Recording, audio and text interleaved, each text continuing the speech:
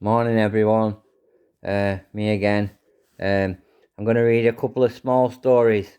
Um, one's called A Close Encounter with a Spitting Cobra, and the other one's called A Real Learned Pig.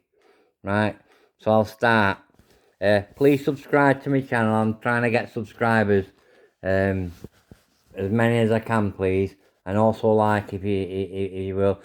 What I'm doing is I'm reading as old a story as I possibly can, because all new information is entangling with old information and creating new stories. Which, if I was, I'll give you an example. If I was a parent saying 5 years time, and we just had, say, twins, and one of the twins said, "Mummy or Daddy, this on telly or on the internet here says this," yeah. Mum knows the real answer, Dad doesn't, yeah.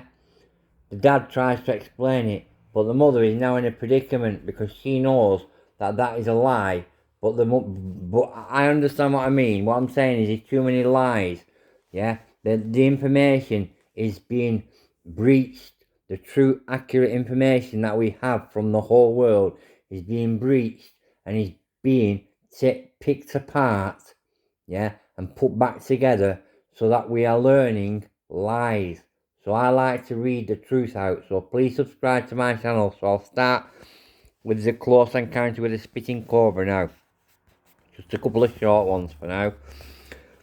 The spitting cobra is one of the most terrifying reptiles in the animal kingdom. It directs a jet of venom into the eyes of its victim and can hit its target at a range of up to 6 feet. The poison is deadly for many creatures and may cause blindness in humans. In November 1982, a Zimbabwe businessman named Kenneth Hampson had a perilous encounter with one such cobra and was saved by a mother's milk.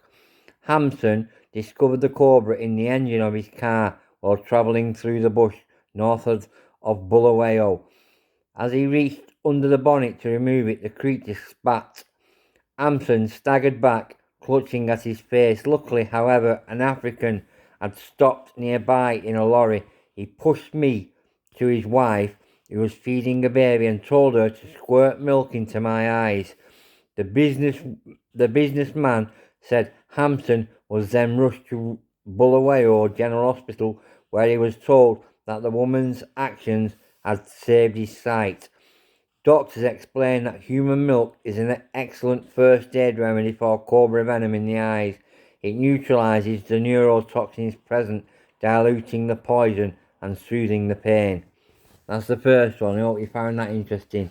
This one's, what do I say? I don't know, you have to judge for yourself. I mean, I'll read anything, me, providing it's true.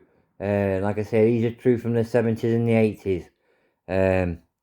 The book's about from the 70s, late 70s anyway. So this is called A Real Learned Pig. A famous exhibit at London's Bartholomew Fair in 1833 was Toby, the Real Learned Pig, billed as an unrivaled Chinese swinish philosopher. Toby appears to have been a real prodigy.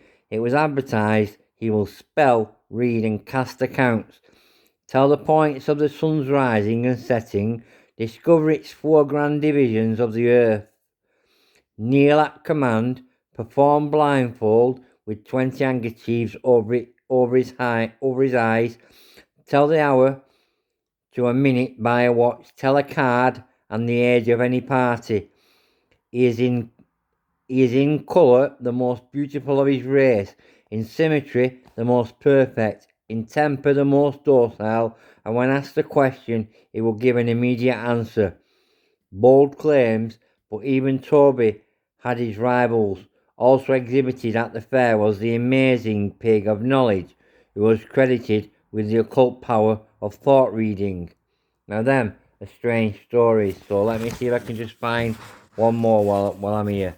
A short one, if I can. Go on, I'll tell one called The World's Weirdest War while I'm here. Don't forget to please subscribe. So this one's called The World's Weirdest War. In June 1969, the Central American football teams of Honduras and El Salvador played a series of qualifying matches for the World Cup. The games were closely fought, and El Salvador eventually won after being awarded a disputed penalty. Rioting broke out at the ground, and the fighting spilled into the streets. In July, war was declared between the two countries as a direct result of the disputed penalty. 2,000 people died in the fighting in the next round of the World Cup. The El Salvador team was eliminated. That's interesting, isn't it? I've got plenty more. I might put a couple more on during today. So I hope you enjoyed these stories.